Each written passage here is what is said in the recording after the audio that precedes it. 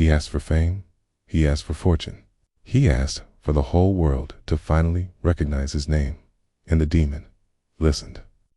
He answered every plea, put spotlights where there was once only silence, made crowds scream the name that no one used to remember. But what no one told him is that this kind of contract is never paid in money. Not with sweat, nor effort, nor time. The price, it comes in invisible installments, in memories that fade, in smiles that turn into empty grimaces, in nights that feel like days, in days that never end, because the payment is made in pieces, pieces of the soul. And by the time he realized it was too late. The glow of fame still burned bright, but inside he was no one anymore. Miguel was just another forgotten artist among millions. He sang in empty bars, talked to walls, posted songs no one listened to. His art was good, but the world seemed deaf. For years he persisted.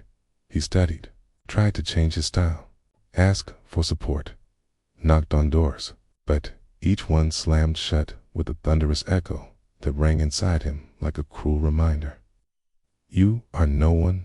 Miguel kept telling himself that one day things would change. But that one day never came. And over time, hope grew thin like wet paper. He watched less talented peers blow up, saw hollow promises rise like rockets, while he, with so much to say, rotted in anonymity. Frustration turned into anger, anger into despair, and at the bottom of that despair, he heard it, a voice, soft, seductive, almost familiar. He had always said he'd never do it, that he would never mess with that kind of thing. But that night, lone, hands trembling and soul cracked, Miguel spoke. He didn't scream, didn't perform a ritual.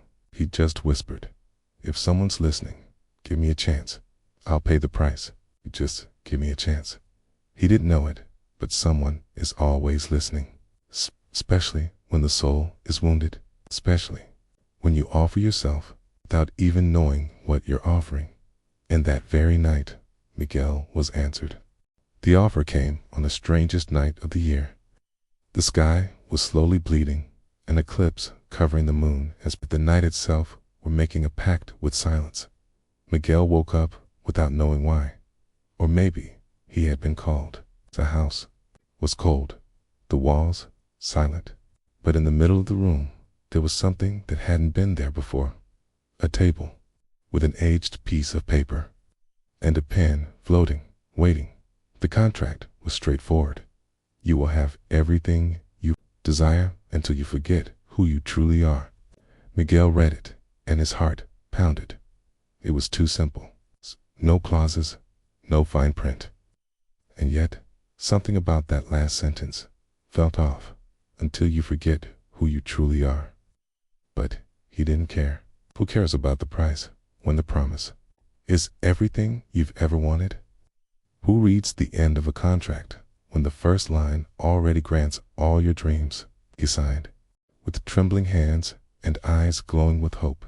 And the moment the pen touched the paper, the entire room went dark, as if the world blinked, as if God turned his face away. From that moment on, Miguel was no longer just Miguel. He was the reflection of an old desire, a puppet moved by promises, a name about to be remembered by everyone except himself. What once seemed impossible finally happened. Miguel was no longer the invisible artist in the shadows. He was now the center of attention. His music exploded on the radios, playlists, on millions of screens. Every chord echoed loudly. Every lyric was sung in unison. The money started coming, and with it, the bills that once had no name were easily paid. Cards maxed out, transfers, invitations to parties, exclusive events, trips he had only dreamed of. It was as if the universe had suddenly spun in his favor. Miguel was at parties, on red carpets, interviews, flashes. He smiled. He was applauded. He was cheered. But in the midst of that whirlwind of lights and applause, a strange feeling began to grow. Something didn't feel right. A subtle emptiness, a shadow deep in his chest that wouldn't go away.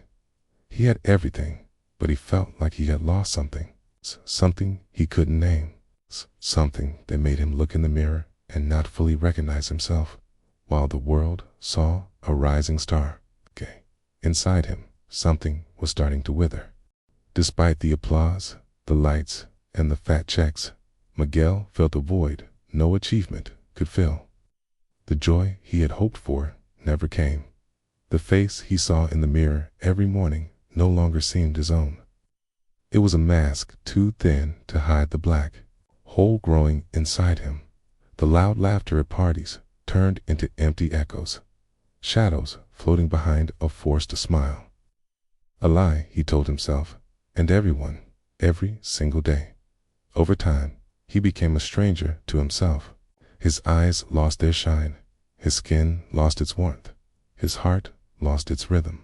Miguel was disappearing, not physically, but in essence, key and soul, as if each piece of him was being torn away, one by one, silently, leaving only a shell and no one saw, no one knew, because the famous artist was there on stage, shining for the world. But inside him, there was an endless void. At first, they were small details, things no one notices except those who lose them. Old photos mysteriously vanished from albums. They weren't lost or destroyed. They seemed to evaporate. The sweet, comforting scent of his mother, that aroma that brought solace on hard days, began to fade into a distant fog. A forgotten perfume that memory could no longer reach. Words, once easy, started to slip away, little blackouts. In his mind, fragments of sentences that never completed. Expressions he used so often had become an unsolvable puzzle. The simplest emotions, the joy of a smile, the sorrow of a loss, the warmth of a hug, began to drain away. It was as if he was becoming a ghost of himself, an empty vessel of feelings that once were his essence. And all of this was the invisible price, the installments, the pact silently demanded, without warning, without a chance to refuse. Miguel felt it, but couldn't explain. He felt his soul was being stolen, little by little, but didn't know how to fight something so subtle and so cruel. Miguel couldn't bear that invisible prison that consumed him anymore. The emptiness, the forgetting, the fear, all combined into a suffocating storm, threatening to swallow what was left of him. So he decided to fight. Desperate, he tried to break the invisible chains of the pact that bound him. First, he burned ancient symbols, enigmatic drawings he found in the dark corners of his house, marks he didn't even know he had, but felt trapped under his skin. Then he tore at tattoos, deep marks beginning to form on his arms like scars from a dark contract. Miguel sought the light of churches, prayed in silence, begged for redemption, forgiveness, freedom. He sprinkled salt around his bed, lit candles, recited old prayers he read in dusty books. But deep down, he knew what he would hear, and he heard it, the dark voice that never falls silent. You can break the pact, but not hell's interest. It was a warning, a cruel reminder that hell doesn't forget, doesn't forgive, doesn't abandon. Miguel tried to free himself, but the price was higher than he imagined. Kel was patient. The house was completely silent. It was almost 3 in the morning. Kel, exhausted, trapped in nightmares that had already begun to blur with reality, opened his eyes with a cold shiver running down his spine. There was a sound. Downstairs, someone was playing the piano, but he lived alone, and the piano had long been broken, silent for years. The fingers playing, it didn't seem human. The notes were slow, dissonant, as if each one was pulling a memory into the abyss. Miguel went down the stairs, his feet trembling, his breath faltering. When he reached the living room, there it was. The piano was playing by itself, and in the dark, a figure, sat before it, tall, skeletal, facing away. But his presence filled the air like invisible poison. Then the music stopped. The figure slowly turned, and without moving its lips, a raspy voice echoed directly in Miguel's mind. You wanted to be remembered. Now you will be, for what you've lost. Miguel fell to his knees. There was nothing he could say, nothing he could do. The entity didn't scream, it didn't threaten, it just existed, like an overdue bill waiting to be paid. And in that moment, Miguel understood. Some visitors don't knock at the door. They already live inside you. The audience was completely silent, but Miguel was smiling, light in his eyes, gleam in his teeth. He moved across the stage like a star at his peak, hair flowing, voice strong, as if you were singing 2000s. There was only one problem. The theater was empty. Miguel didn't see chairs or silence. He saw applause, screams, tearful fans, applause that echoed only in a mind that no longer belonged to him. The music, it didn't come from the speakers, it came from within him. From that place where the pact had taken root, and when he finished his final song, breathless arms open like a paper messiah. He waited for applause, for an encore, for love. But what came was only empty echo. The lights came on. The theater staff stared at him in shock. Cameras recorded everything. A man alone, filthy, in torn clothes, singing to nothing, screaming at ghosts, smiling at demons. Miguel had crossed the line, and when he saw his reflection in one of the cameras, he stopped, placed his hand on the glass, and asked, "Who are you?" But the face reflected back, no longer his. It was someone who had traded everything for fame, and now didn't even have a name. Miguel's name is on every platform. His songs are still topping the charts. Videos, interviews, unreleased tracks, still successful. But something is wrong. Something fans don't notice at first. Something only the most observant can. See, the voice is the same, but without a soul. His eyes, however, seem empty, mechanical, as if he's acting out the role of himself. In the end, the pact was fulfilled. Miguel would be eternal.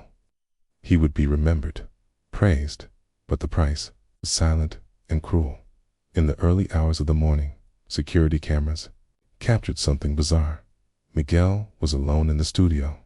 Suddenly, he stopped singing, looked into nothingness, and whispered, "Now it's your turn." His body trembled. A black breath escaped from within him and never came back. Since then, Miguel still shows up at concerts, but something in him is gone. His laughter is rehearsed, his gestures too perfect, his gaze without memory, because the one who sings now is just the shell. It's what made Miguel. Miguel was taken. Hell is efficient, and it collects on every word. In the end, Miguel got everything he asked for: fame, adoration, eternity. But he lost everything he didn't know was essential: his true voice, his memory, his soul, because hell doesn't give you anything. It rents it to you again when the bill comes due. There's no negotiation. Be careful what you wish for. Some wishes are granted far too quickly, 'cause they were already being heard by something that waits in the dark, silent, patient, and that never forgets. Comment: I would never trade my essence for applause. Like and subscribe. New pact stories every week. And remember, hell doesn't charge interest, it charges identity.